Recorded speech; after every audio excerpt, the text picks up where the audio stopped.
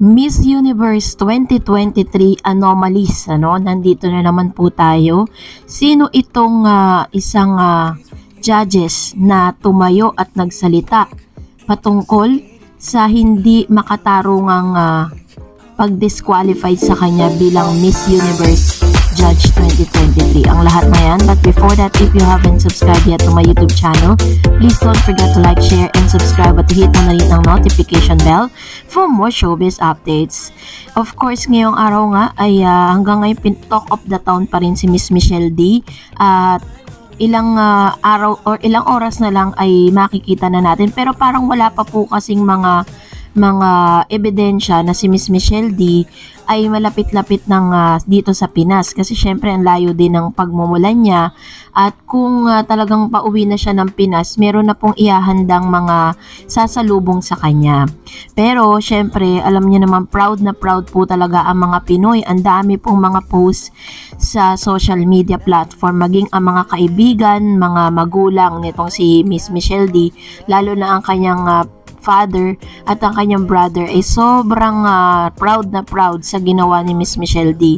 Hindi man siya nagwagi bilang Miss Universe 2023 dahil sa mga anomalyang nangyari, but in our heart, she's the queen, na siya po ang talagang Miss Universe ng ating buhay, So this time, eto na nga, dahil talagang nagpapasalamat po ang pamunuan ng Miss Universe. Ngayon lang po kasi record breaking ito according po dun sa isang social media site. First time po nangyari dito po sa MU or Miss Universe pageant na nagkaroon po ng almost 122 millions na engagement po sa social media. Which means sobra po talagang lakas ng Miss Universe 2023 ngayon. Tapos nahaluan pa ng kontrobersya, kaya mas lalo siyang napag-usapan. At isa sa mga nakita natin na talagang sobra yung engagement na ginawa is no other than the Filipino citizens, Yung Pilipinas po talaga ang may pinakamaraming mga engagement na nagawa dito po sa social media, which means almost 100% ng Pinoy ay nakatutok dito po sa Miss Universe 2023. Ako nga po, wala naman talaga akong hilig sa mga beauty pageant. Pero ito, talagang nakatutok po talaga ako dito. Tinutukan ko talaga to dahil alam kong malakas talaga ang laban Talaga may kita mo na nangunguna siya. Talagang sobrang stand out talagang isang Michelle D. Hindi, yun nga lang, medyo nahaluan ng kumbaga na power trip sila ni Jack nitong si Akla diba? Parang kumbaga parang nahaluan po sila ng power trip. Biruin po ninyo, kumuha siya ng mga judges na kaya niyang i-manipulate, diba? Kumuha po siya ng judges para po i-judge lahat ng mga beauty women na nando doon. Pero ang ending, siya pa rin ang masusunod. Di dapat din na siya kumuha, diba? Kaya ang dami pong nagpuprotesta dito po talaga sa klase ng pamamahala.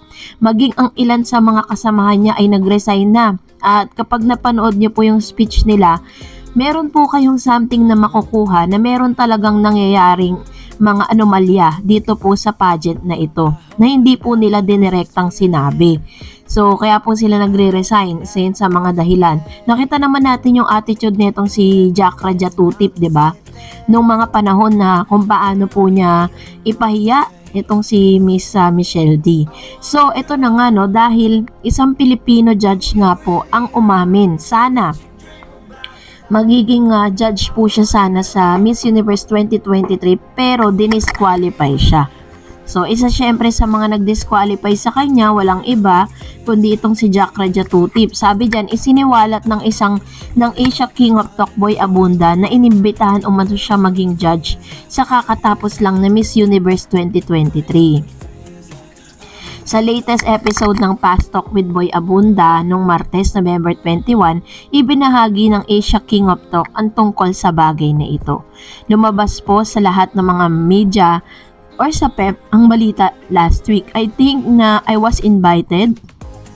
Sabi niya, I was considered to judge in recently concluded Miss Universe pageant El Salvador. Totoo po yun. I confirm that. Kwento ni Abunda. Ako ay naimbitahan but I was also disqualified from judging this year Miss Universe dahil I did an interview with one of the candidates, which is ang tinutukol niya po dito ay si Miss Michelle D, na sa kanilang mga rules ay bawal.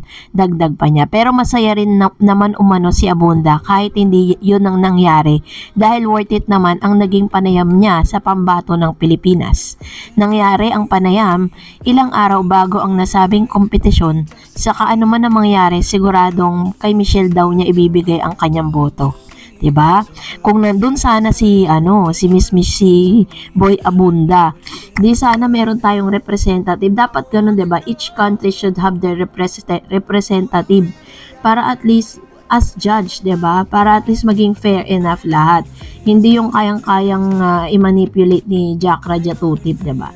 Sa huli, hiniling niya na sana'y magkaroon ulit siya ng pagkakataong makapanayam si Michelle pagdating nito sa Pilipinas. Diba? Sayang. So, but anyways, alam niyo na kung sino po may kagagawa niyan, ano? Ito na, no? Dahil may mga maiinit na reaction po kayo patungkol po dun sa ating last update. Basahin natin at magkwentuhan tayo dito po sa inyong mga reaction. Unahin natin ang reaction mula kay Miss Mary Ann Kamit 8374. Sabi niya, dapat justice for Miss D. Fighting to our right, mga Pilipino. Walang move on dahil pinamaliit mo ang Pilipino. Hindi binabaliwala sa mga Pilipino ang ginawa mo. Ginawa mong cooking show. God bless you all Philippines. Okay na po yun eh. Tapos na tayo dun sa cooking show eh.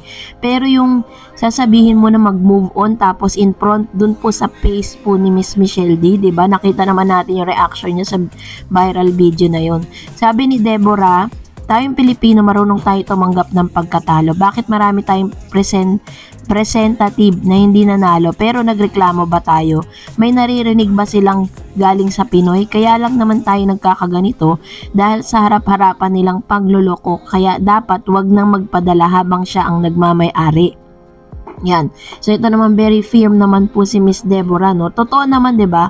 Ang dami na pong pagkakataon na talagang masasabi natin stand out ang Pinoy eh.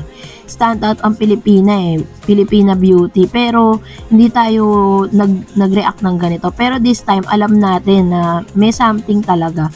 Sabi ni Chef Flores, hindi ko po talaga kaya mag-move on. Mahirap tanggapin dahil alam nating lahat na deserving si MMD sa crown. Pinagkakitaan lang nila ang mga Pinoy sa voting. True po yan.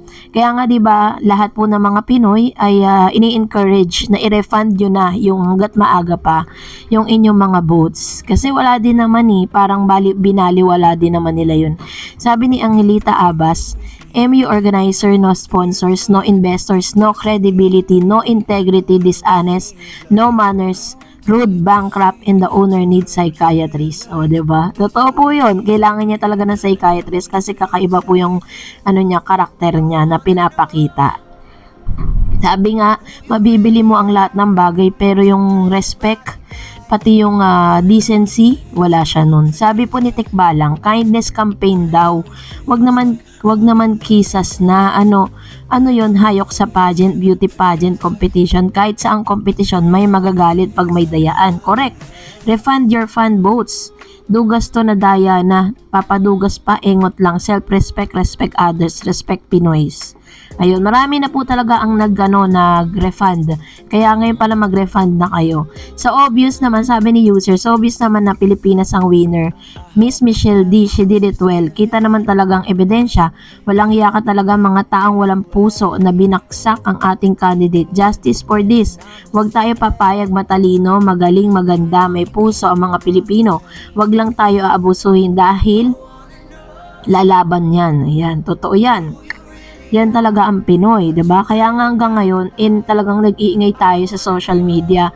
Etong si Miss Jack Rajatutip, ano na yan, yung natutuliro na yan dahil alam niya sa sarili niya na meron siyang anomalya at meron siyang ginawang hindi maganda. Kaya talagang yung kanyang response doon is parang si Miss Michelle D yung pinag-iinitan niya, which is bagay na mas nakakainis kasi Michelle D is our representative eh. Sabi ni Romel Nuestro, dapat lang idemanda sa international court sa isang developed country gaya ng USA sa kaso ng VAWC, Violence Against Women and Children. Ayun. I think hindi naman po kailangan dumating po dun sa ano na yun, sa punto na yun, 'di ba?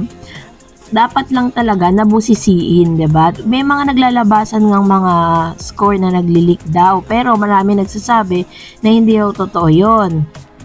Sabi naman ni Don Hamkim, you can see the stark contrast between these two. Michelle is so composed, so dignified, so professional, and so respectable. The other one is the total opposite, and the other one is the antonyms. True. Tama naman po, di ba? Kung titignan po natin lahat din na natin, stand out talaga si Miss Michelle D. Well, kung nagustuhan mo ang video na ito, huwag mo kalimutang mag-like, mag-share, at mag-subscribe, at i-follow mo na rin ang aking Facebook page, DarEdsTV. And also, I have my TikTok account, which is DarEdsTV. Pwede nyo rin po akong i-follow doon. Thank you for watching, guys. God bless everyone!